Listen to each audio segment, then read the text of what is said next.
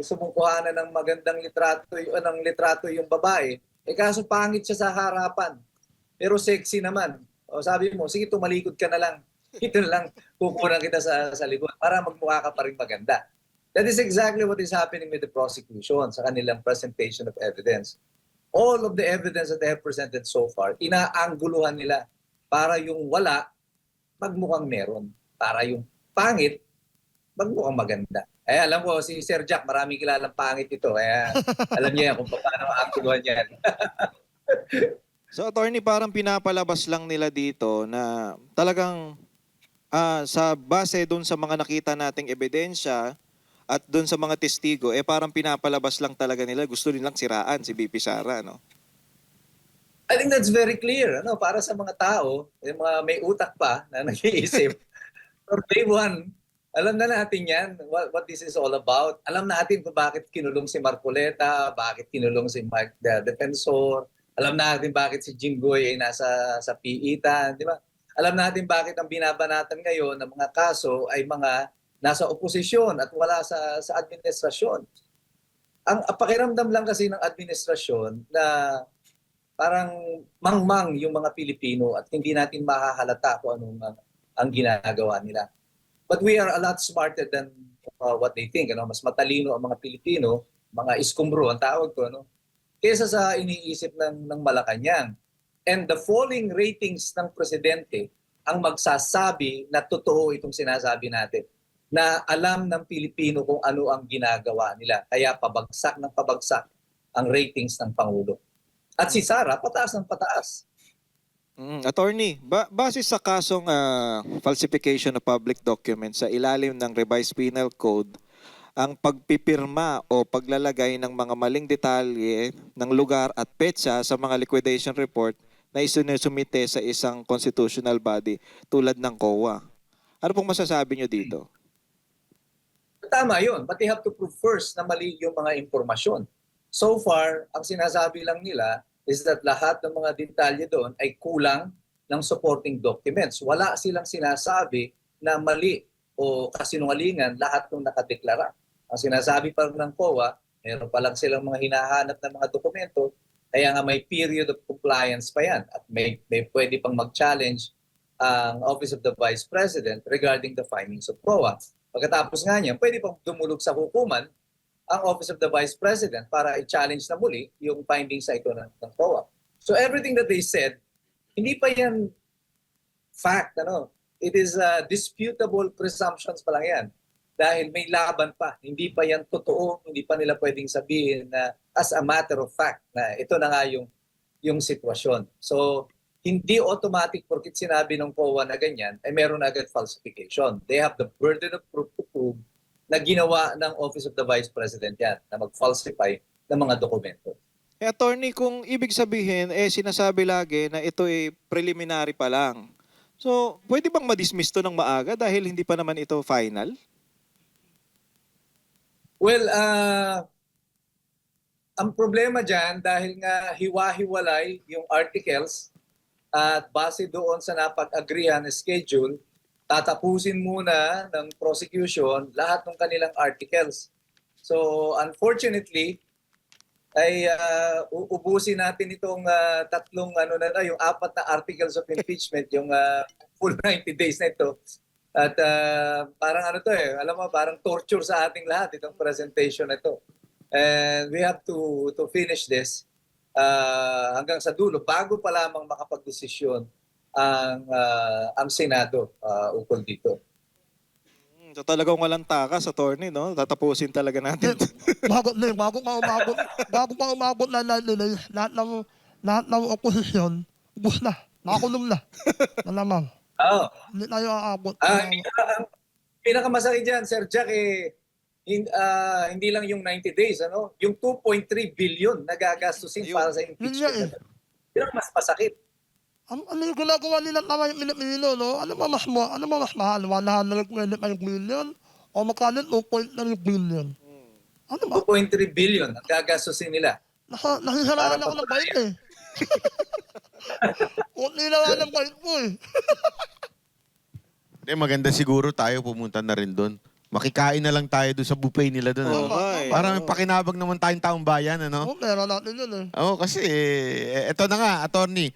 At for day 1 to 15, meron po ba kayong nakitang any slight? Let's open our mind. Any slight na medyo may punto dito yung yung prosecution Meron silang konting puntos dito kasi parang ngayon wala silang puntos para sa akin Wala akong nakikitang puntos. Pero kayo bilang abogado, meron po ba kayong nakitang kahit kapirasong puntos ang prosecution? Well, I'm trying to be as objective as possible kasi nga dalawang korte ang tinitignan ko dito. Yung korte na sa impeachment bilang isang abogado, sinusuri mo yung ebidensya. Meron ba? Meron bang sapat para makonvict mo ang isang vice presidente ukol dito? Doon sa aspeto ng ebidensya pa lang, mukhang ligwak na itong prosecution. They haven't been able to prove anything. Wala silang napapatunayan hanggang sa kasalukuyan. Sadly for the prosecution, na ito yung katatayuan nila. Pero nagkakaroon siya ng epekto pati doon sa pangalawang korte, yung the bar of public opinion, because they are failing miserably dito sa presentation of evidence nila. Pati taong bayan nawawala ng interes sa panunood, kaya pati sa public opinion they are losing it yung kaso na ito. So gusto ko magbigay ng marka na medyo kaaya-aya sa kanila. Siguro wala talaga hindi ko masabing kahit in terms of presentation or Attorney, baka yung lipstick nung isa hindi niyo nagugustuhan. Baka naman yung Masyado. lipstick nung isa. Blush on, blush on. ayoko masyadong mapula. And attorney, baka naman kayo po, 'di ba, ang tagal niyo naging trial lawyer. Ni once ba hindi kayo nag-lipstick sa trial? Never. Dudahan ako na asawa ko na bakit ako nag-lipstick? Blush on, attorney. Blush on. Flash on, wala naman. Wala kasi alam mo, pag lalaki ka talaga, di ba, parang hindi naman talaga, yan, pulbos yun, aaminin ko. Minsan, pupulbos ka. Kapag, Hindi kasi, attorney for your information, tong dalawang katabi, nagpapa-makeup bago mag-show. Kaya medyo nagdududa na rin ako eh. Hindi, mailaw kasi mailaw. Mailaw. Okay. Only. Nagkakabukian na tayo dito Attorney, dito naman sa anong mangingibabaw na ang confidentiality clause sa loob ng isang administration joint circular o yung kapangyarihan ng Kongreso na mag-issue ng subpoena juices tecum sa ngalan ng kanilang constitution power o oversight na impeachment? Well, ang problema dyan, even the impeachment court is bound by law, on the secrecy of certain documents. Until it is declassified, yung mga dokumento na yan, ating si Ping Lacson binanggit ito, na lahat yung mga pangalan ng mga confidential agents na yan should be contained in a vault. And until such time that the operation has been finished and declassified, kailangan ma-declassify mo muna yung mga dokumento. Not even the impeachment court is allowed to touch that. Kasi dahil nga may security risk dito if you do that, na ma-reveal yung mga pangalan ng mga tao na to. Unfortunately for the Senate and for the prosecution, they are not legally na mayroong authority na i-open itong mga confidential na mga records na to. They have to take it on face value kung ano yung sinabmit sa COA, and they would have to deal with that kung iyan yung Ang problema ng prosecution dito hanggang ngayon hindi nila maidugtong kung saan dito pumapasok yung pagnanakaw ng confidential funds na ito na napunta sa kapakinabangan ni Sara Duterte. So right now wala pa rin, nasa zero pa rin ang prosecution dito. Everything that they have presented ay mga ebidensyang alam na natin. Alam natin that there was a confidential fund.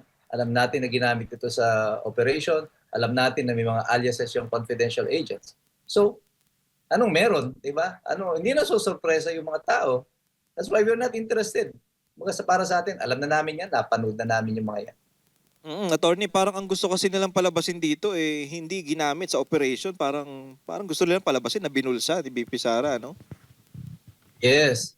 However, what you assume and what you can prove are two different things. Magkaiba yun. So, ang burden nito ay nasa prosecution to prove that. Dapat nga, bago pa sila nagsampa ng kaso na to, nakahanay na yung mga ebidensya nila. Kaya sinasabi ng marami, di ba? Ito is the biggest fishing expedition na meron tayo. Mas malaki pa to sa fishing fleet ng China. Itong fishing expedition ng Kongreso. Attorney, eto ipaniwanag nga natin sa taong bayan, ano ba ang goal ng prosecution dito sa part nito, itong article na to? Ano ba ang goal nila? Mapatunayang binulsa o mapatunayang nabigyan lang ng disallowance? Well, ultimately, dapat yan mai-connect nila na yung pera na yan na disallow ng COA ay ninakaw, napunta kay Sara Duterte. So, hindi lang basta pag-violate ng proseso kasi hindi mo pwedeng sabing na violate niya na yung proseso because hindi pa siya final. So, ang hope nila diyan is that they can connect itong confidential funds na mapatunayan nila na kinuha ito ni Sara Duterte. Kaya later on, tatalon sila doon sa ibang article, sasabihin naman, oh, ito yung kanyang bank deposit, dito yung pumasok, mga ganyan. So, pag tinatry nila ngayon to lay the basis para doon sa mga succeeding articles. But so far, hanggang sa kasalukuyan, yung basis pa lang, hindi na nila ma-establish. So, paano ka papupunta doon sa matter of bank account? So, as of now, unfortunately for the prosecution, yung kanilang plano ay hindi pa naisasakatuparan hanggang sa kasalukuyan. Ang layo-layo pa nila from their objective. Pero attorney, isa pang argument na naririnig ko mula doon sa kabila, sinasabi nila na hindi naman kailangan patunayan. Ang kailangan lang ay yung public trust mawala kay Vice President dahil nga daw doon sa mga disallowance na napatunayan na. Anong masasabi nyo dito? Kailangan ba ma-prove na guilty siyang ninakaw o okay lang yung public trust mawala na dahil nga sa disallowance na nangyari? Alam mo sa impeachment, yung betrayal of public trust, ito yung tawag catch-all. Kapag wala ka nang maisip na ikakaso sa impeachable officer, ilagay mo na lang betrayal of public trust. Tama. Kasi lahat pwede mo isaksak doon, kunyari, as betrayal of public trust. Pero sa sitwasyon na ito, na yung pinagbabasihan nila ng betrayal of public trust, ay hindi pa nga final. Meron pa palang mga judicial and administrative recourse. So how can you assume na may violation na agad or betrayal of public trust? At yung height nga ng pagtitiwala ng tao kay Sara Duterte hanggang sa kasalukuyan ay nananatiling mataas. So what public trust was betrayed by Sara Duterte? Naniniwala pa rin yung taong bayan sa ganyan. So yun ang sinasabi ko lagi, both in legal form, yung ebidensya, at saka yung substance, at saka itong sa aspeto ng opinyon ng ordinaryong Pilipino, the prosecution is not winning their case. The hearts and minds of the people remain where they are as of the moment. I think they still remain with Sara Duterte. Isang question pa, attorney, regarding kasi medyo alam na natin tong prosecution talagang sumasablay sa pagpapatunay na meron talagang nagawang mali itong si VP Sara Duterte. Pero tingnan naman natin yung mga senator judge. Anong masasabi niyo sa mga comment ni Senator Lacson na sinasabi niyang paulit-ulit na hindi naman credible dahil wala namang karanasan sa intelligence o confidential yung COA? Anong masasabi niyo po dito? Ako nga, minsan nalilito na kay Ping Lacson kasi parang minsan tinutulungan niya pa yung depensa. So, kasi attorney si Lacson, alam niyo naman, medyo ganun yun, di ba? Ano yun, sir? Maraming meaning yun. Maraming meaning yan. May akong ganyan, may akong kaliwa, may akong bakla. Mahirap basahin pero ang nangyayari, tuwing tatayo siya, natutulungan pa yung depensa. Minsan pinapanood ko yung ibang mga senator judges na kapanalig nila doon sa mayorya, parang nanlalaki yung mata tuwing tatayo si Ping Lacson kahit sila hindi yata alam kung anong sasabihin ni Ping Lacson. Or maybe nako-caught off guard lang si Ping kasi hindi nila napag-usapan ng majority kung ano yung mga magiging nature ng pagtatanong nila. Minsan kasi pag may alam ka, kagaya yan, ang sinasabi ni Ping Lacson is based on his knowledge as former PNP chief. Minsan kasi pag may yung masyado kang interesado na patunayan sa mga tao na maalam ka, na marami kang alam, hindi mo na naiisip yung mga consequences ng sinasabi mo. Baka malayo na ito sa yung ultimate objective. I think that's what's happening with Ping Lacson. Ang desire lang naman niya, mapakita sa taong bayan na alam niya ito, yung ganitong proseso. However, it's helping the defense. So, salamat kay Ping Lacson para sa depensa for doing this for them for free. Actually, napapansin ko din, attorney, hindi lang yung si Ping Lacson. Kahit yung ibang nagtatanong, parang naa-aksidente dun sa tanong nila na lumalabas Tama. na parang, ay mali yung tanong ko. Kasi halimbawa, yung kay Senator Raffy Tulfo, di ba tinanong, ewan ko kung si Raffy o si Erwin Tulfo nagtanong na parang, alam nyo palang threat yun, ba't hindi nyo pa kinasuhan nun? So parang ini-imply nun, there is no real threat. Oo. Parang, Kaya ang ginawa ng NBI, nagkaso agad because of that. pagkita sabihin yun, tsaka sila nagkaso.